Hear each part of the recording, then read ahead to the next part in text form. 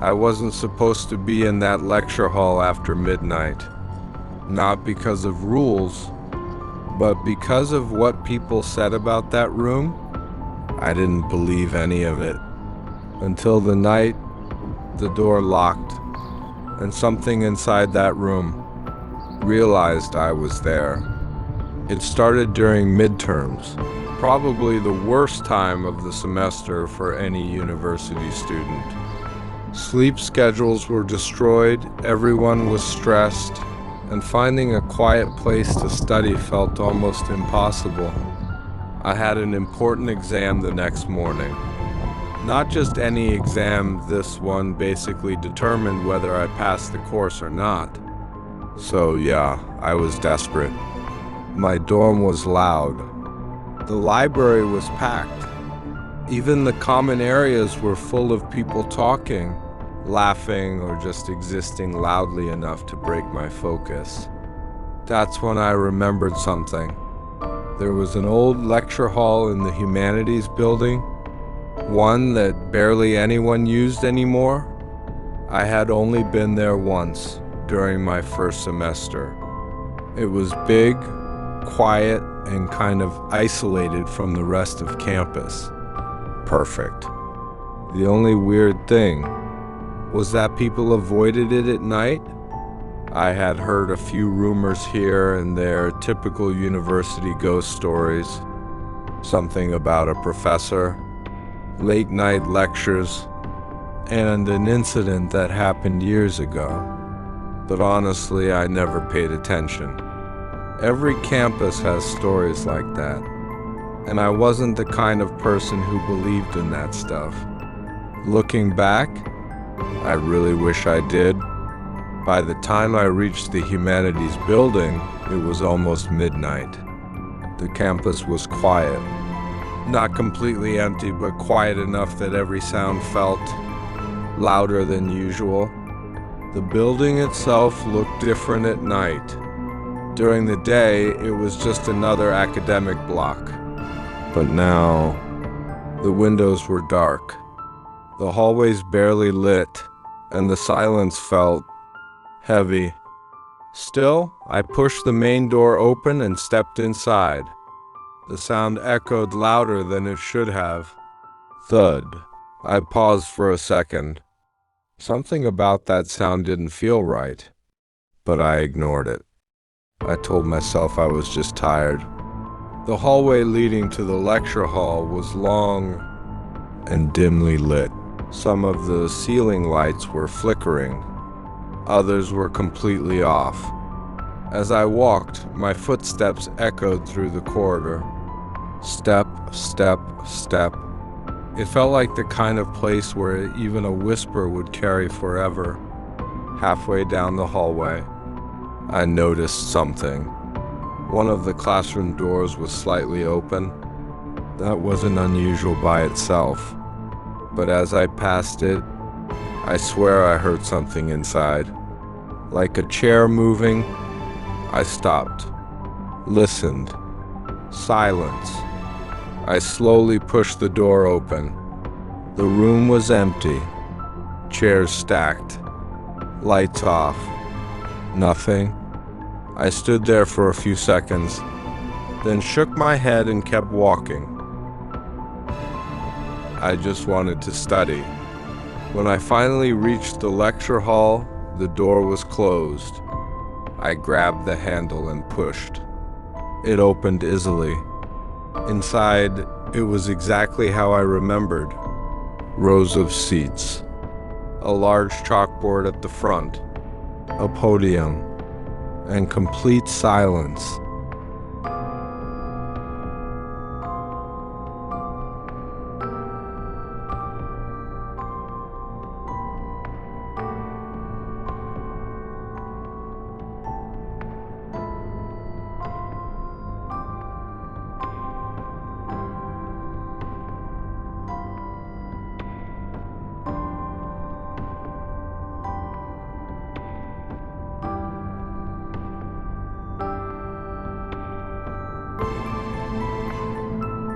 The first time I saw her, I thought it was just my imagination.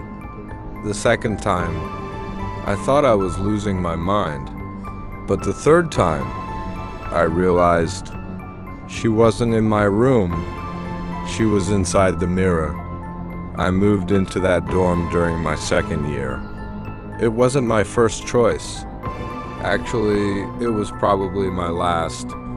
The building was older than most on campus, and you could tell just by looking at it. The paint was chipped, the lights flickered occasionally, and there was always this strange quietness in the hallways.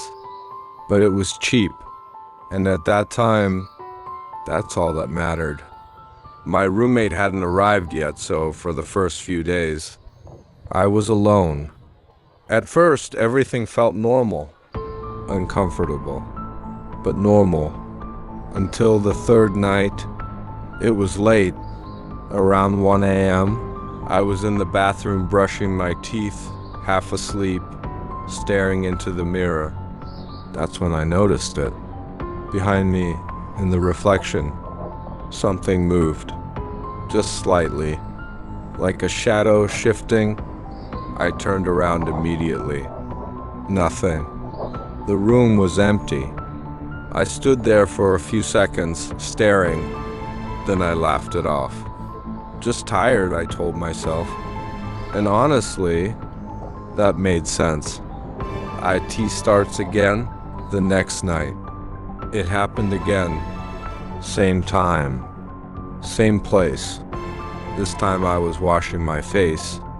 When I looked up, for a split second, I saw a figure behind me. Clearer this time. Not just a shadow, a person. I turned around fast. Nothing. No one. My heart was beating faster now. But still, I tried to ignore it. Because the alternative didn't make sense. After that, it became a pattern. Every night, around the same time. Small things at first, movements, shadows, things that could almost be explained. But each night, it got worse, more clear, more real, until the night I couldn't ignore it anymore. The night everything changed. It was around 2 a.m. I couldn't sleep. So I was sitting on my bed, scrolling through my phone. The room was quiet, too quiet. That kind of silence where you start noticing every little sound. I don't know why, but I looked up toward the mirror across the room, and that's when I saw her. She was standing behind me, in the mirror, perfectly still, long black hair covering part of her face, pale skin, and eyes just staring directly at me. My body froze. I couldn't move, couldn't breathe. Slowly, very slowly, I turned around. Nothing. The room was empty. I looked back at the mirror. She was still there, but now she was closer. I don't know how to explain it. She hadn't walked, hadn't moved, but she was closer. My chest tightened. This wasn't imagination anymore. I stared at her, and then she smiled. Not a normal smile. Too wide, too unnatural. Like her face wasn't meant to do that. That was the moment I broke. I jumped up and ran out of the room.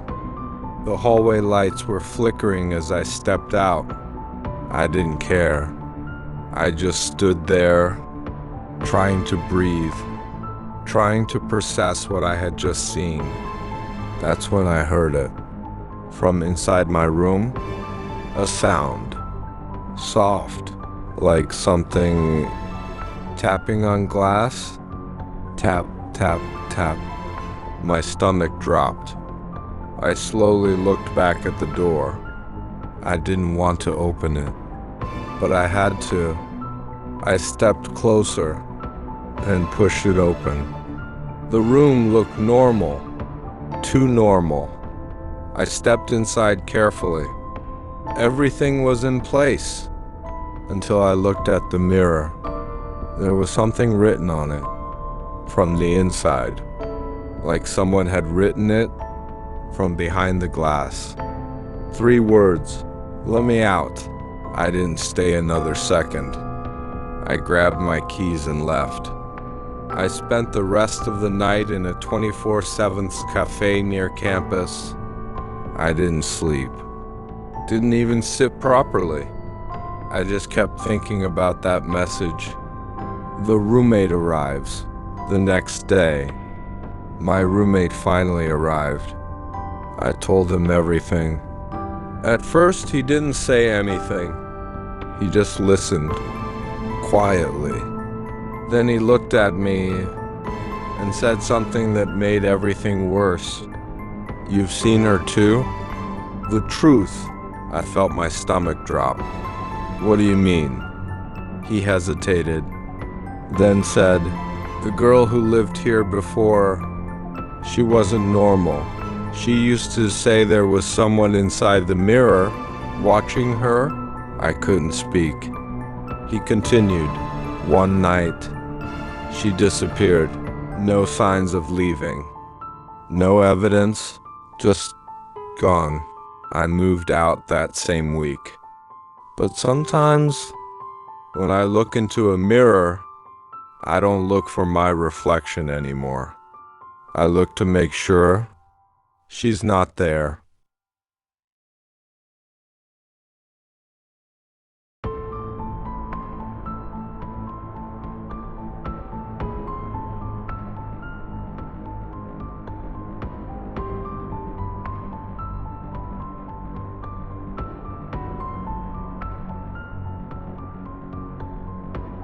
There's a part of our university library that students aren't allowed to enter.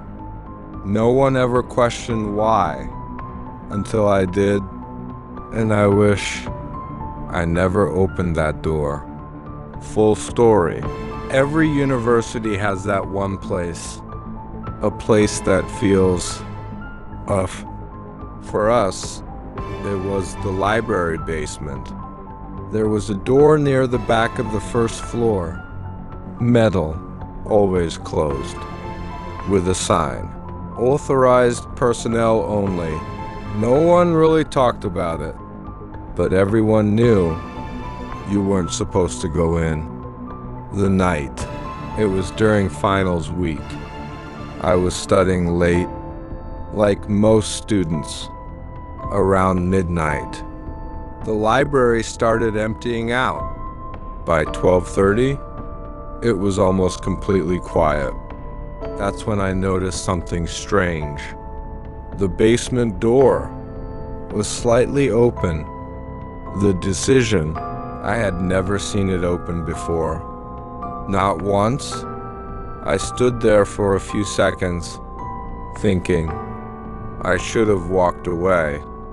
I didn't. I pushed the door open. The stairs led down into darkness. There was a faint light at the bottom, barely enough to see. The air felt colder as I went down, heavier, like the deeper I went, the harder it was to breathe. The basement, at the bottom, there were rows of old shelves, covered in dust. Books that looked like they hadn't been touched in years. Some lights flickered. Others were completely dead. It was silent. Too silent. The first sound. Then I heard it. Footsteps. Slow. Dragging. From somewhere deeper in the basement, I turned around. Nothing? But I knew what I heard. The lights flickered suddenly, and for a split second, I saw something. On the ceiling, a shape, moving. Realization. It wasn't a shadow. It was something else. Something crawling. The chase, the footsteps got faster, closer. I didn't wait. I ran. My heart was pounding so loud I could barely hear anything else, but I could still hear it, right behind me. Escape. I reached the stairs and ran up. I slammed the door behind me and just stood there, shaking. The footage.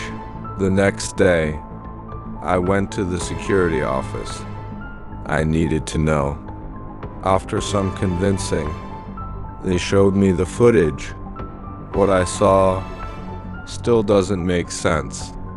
The truth on camera, it showed me running, panicking.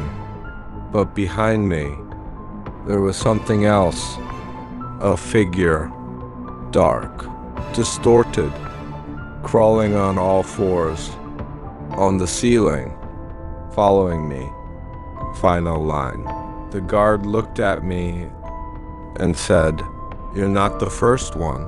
And after seeing that footage, I understood why some doors are meant to stay closed.